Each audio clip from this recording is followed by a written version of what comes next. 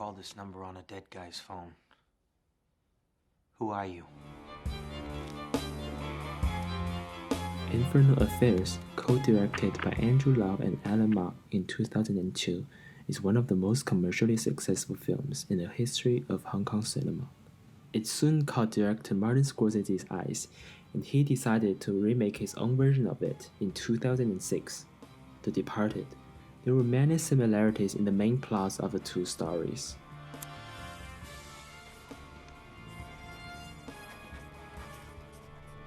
What, are you fucking retarded or something? That ain't fucking right.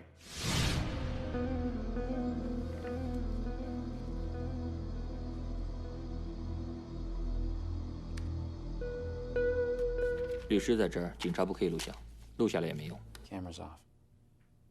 It's off. Call your mother. 今天谁没出息，谁就是卧底。However, the differences in some key plot points and filmmaking techniques reflect different cultural interpretations and thematic approaches of the two stories. One set in Boston and the other in Hong Kong. These two films present some typical elements of their indigenous cultures, one of which is their religions. Years ago, we had the church. That was only a way of saying we had each other. Both films have explicit references to religious imageries. Buddhism is the most popular religion in Hong Kong. In fact, the title Infernal Affairs itself is a Buddhist concept. This is evident in the beginning and the end of the film. In the meantime, Martin Scorsese is known for his Catholic implications in his works, and the Catholic Church is the most popular among the Irish Americans in Boston. In the Catholic context, the departed refers to the dead, and this notion is also emphasized at the beginning and the end of the film. Such religious backgrounds provide the windows to interpret the films as the director's conversations with religious ideas. And from this perspective, many plot differences can be explained once related to religions.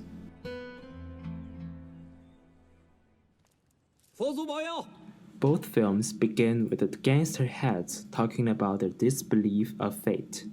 Hong Sam, the triad boss in Infernal Affairs, prays in the temple for good fortune and tells his men to fight for their own fate.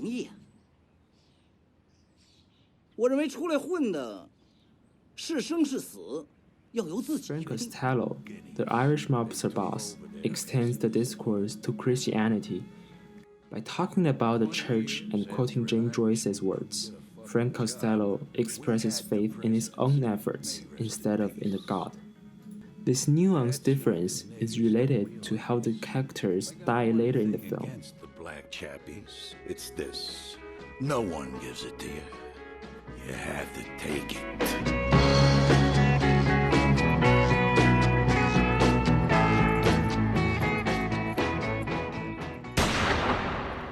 Hong Sam dies like a coward, whereas Frank Costello... I know about you, Collie. You know I'd never give you up. You're like a... What, like a son? To you? Is that what this is about? All that murdering and fucking and no sons. dies fighting for his life. In Buddhism, two of its central ideas are dukkha, or suffering, and samsara, or rebirth. It states that this world that we all live in is an unceasing hell where there is nothing but suffering, and therefore death is seen as a nirvana.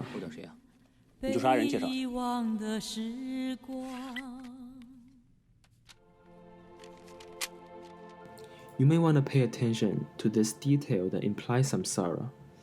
In the contract that's signed at the beginning of the film, the date is November the 28th, but the date on the grave at the end of the film is November 27th in the same year. According to the Catholic Church, we have to live for redemption.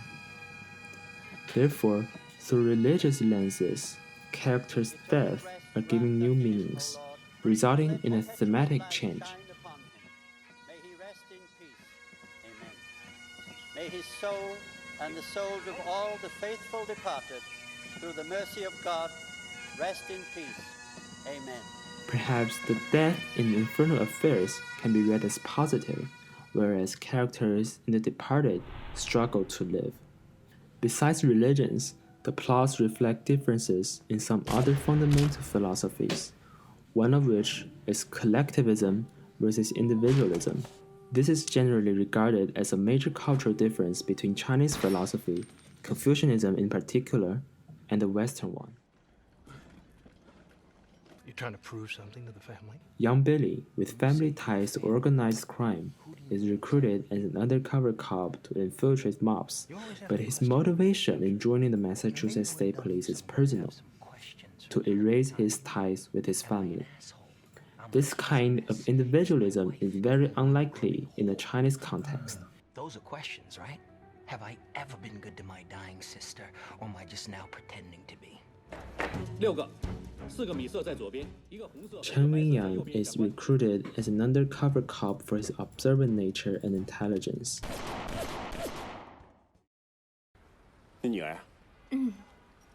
Another evidence of such collectivism is when Chen meets the psychiatrist after 6 years. By telling her 6-year-old daughter is 5, the psychiatrist is hiding the truth to Chen that he is the father. Look at how he struggles when he sees the daughter for the first time. Suppose he had known he was a father, he might not have risked his life so much, but would raise the child instead. This is because in Confucianism, the rectification of names is emphasized. As a father, you should behave like a father, and as a cop, you behave like a cop. Vice versa, no matter what you have done before, you claim that you are a cop and do what a cop should do, you are really a cop.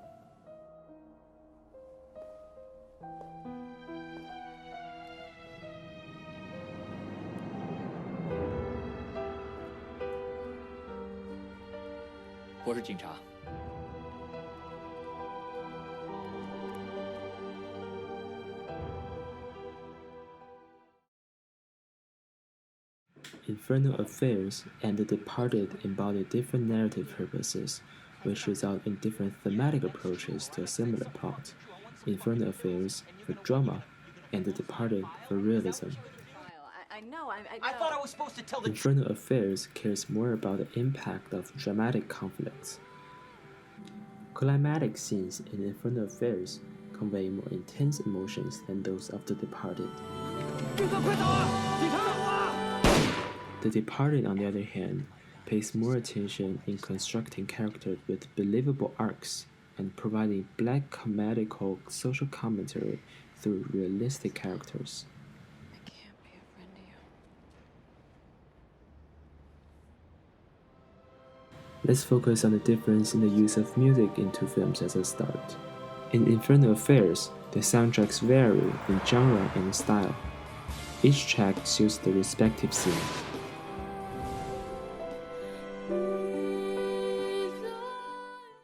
The music style in The Departed remains very unchanged throughout the film. The electronic guitar is dominant in the rock music, which complements the bloody and masculine theme of the film.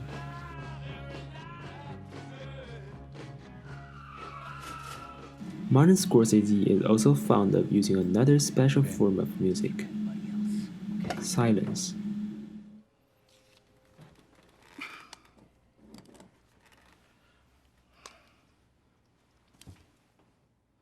See how Martin Scorsese deals with the scene of the first encounter between the antagonist and the protagonist.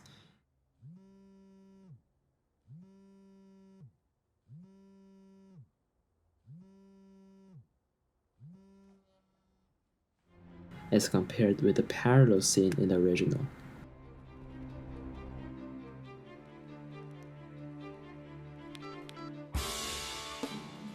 Both scenes express intensity, and they both draw the attention of the audience to the reactions of the characters.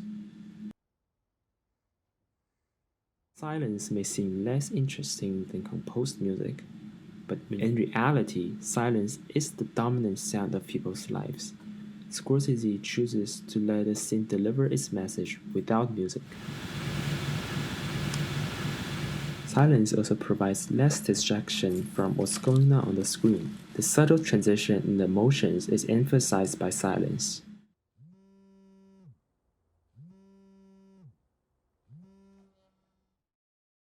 Cinematic techniques are used differently to project the protagonist's aspirations and compulsions in each film.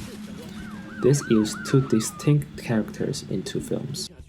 To intensify dramatic impact, the protagonist of Infernal Affairs embodies heroism, whereas Billy from The Departed is presented as a more realistic character.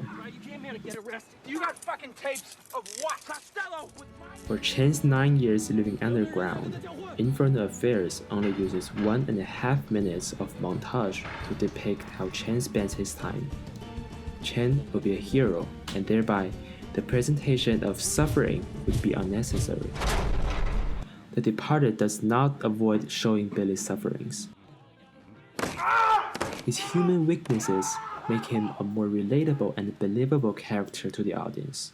Billy's hardships in his undercover life is highlighted by this montage. While Billy is suffering from injury, the scene cuts to Colin enjoying a date with his colleague, police psychiatrist Madeline Madding. In their respective undercover roles, Colin enjoys the recognition and respect in the police force that Billy cannot have. The comparison of lives of Colin and Billy highlights yet another dimension, Billy's frustration on the moral conflict of his position and other draining demands of his undercover role. In The Departed, this dimension is created by applying the Khrushchev effect, a mental phenomenon in which viewers derive meanings from two sequential shots rather than from a single shot in isolation. To the audience, Billy's undercover job feels more unbearable as compared to Chan's, despite the fact that Billy's job only claims to last a year, much shorter than Chan's 10 years. You're still not a cop! I am not a fucking cop! In The Departed, Martin Scorsese also explores a character that is a minor role in the original, the psychiatrist. In Infernal Affairs, the psychiatrist is merely part of a subplot to support Chan's heroism. The character lacks distinct attributes. She's just as boring as Spider Solitaire on her computer. In the remake, Martin Scorsese's psychiatrist, Madeline, is an interesting conflict point between Billy and Colin. For them, securing her commitment to a relationship represents a personal triumph. For Colin, Madeline symbolizes the life that he desires. Successful in his career, living in a big apartment with a well-educated girl, Colin's life looks almost perfect. However, to Billy, Madeline is much more than a symbol of a successful life. He can truly be himself only when he is with Madeline. Both Billy and Colin love Madeline, and she loved them both. Driven by her compulsion for a more stable life, Madeline chooses Colin. By setting up personal issues for characters, Martin Scorsese is able to provide his satirical social commentary on top of a compelling crime story. The comparatively looser character development in the original does not mean that Andrew Lau and Alan Mock are lesser directors as compared to Martin Scorsese. It just means that different directors have different visions, especially when they're from different cultural backgrounds.